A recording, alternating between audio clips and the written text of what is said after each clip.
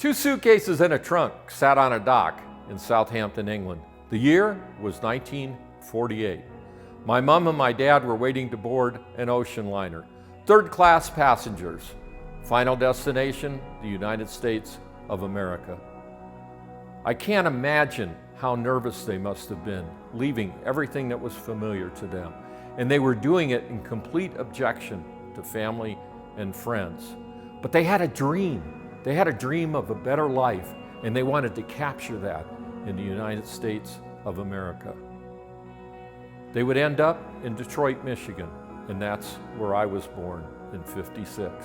In '59, my father, out of work, headed west. Southern California is where I would be raised and schooled. School didn't hold much for me. You see, I was bullied and teased pretty much all the way through grade school and into middle school. The only thing that I learned at school was to really dislike it. In 1972, my guidance counselor called a meeting. My parents and I went into his office, and he said, "Mr. and Mrs. Etheridge, your son hasn't got the grades for college. As a result, he'll lose his deferment. He'll most likely be drafted and serve in Vietnam upon graduation. But when he returns, he should have a trade so he can get a job." And the good news is the school district has just come out with a work experience program.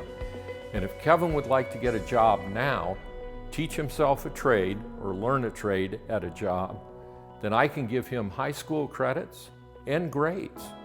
So they turned and they looked at me and they said, "What do you think, son?" I said, "You're gonna pay me to go to school? I'm all in."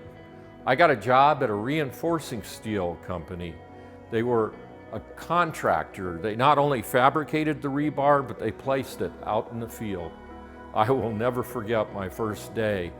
They gave me a broom and told me, "Go out and clean up the fabrication shop."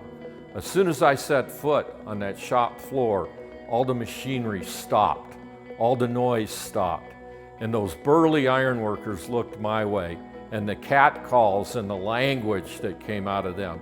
I mean, it was enough to make a seasoned sailor want to jump off the back of the boat. But you see, this is where all that teasing and bullying really paid off for me. It didn't bother me that much. And I had a bigger issue, because as soon as I set foot out on that shop floor, I was like, wow, this is business, this is commerce. It got a hold of me. And within a few days of working that shop floor, I kind of made a pact with myself that maybe one day I could have my own business. But I had a lot to learn, so for right now, I kept my head down and I watched and I listened and I learned. The steel company became my high school classroom, and then it went on to be my college. And as I pushed that broom into management, it became my graduate school.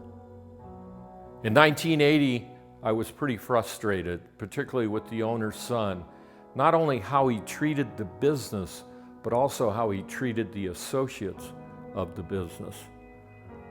I knew that it was getting close to time. Perhaps I should start my own business, but I had a problem. I didn't have any money.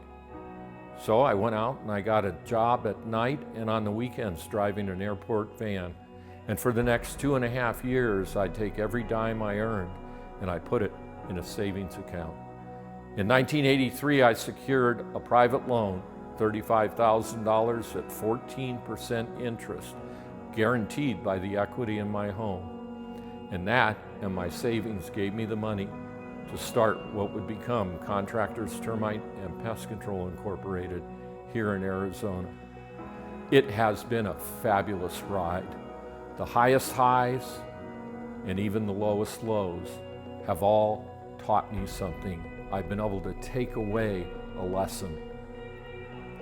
I have lived a very fulfilled life, and I'm extremely happy about it. This talk sounds like it's all about me, but it's really not. You see, it's about my parents, because they led by example.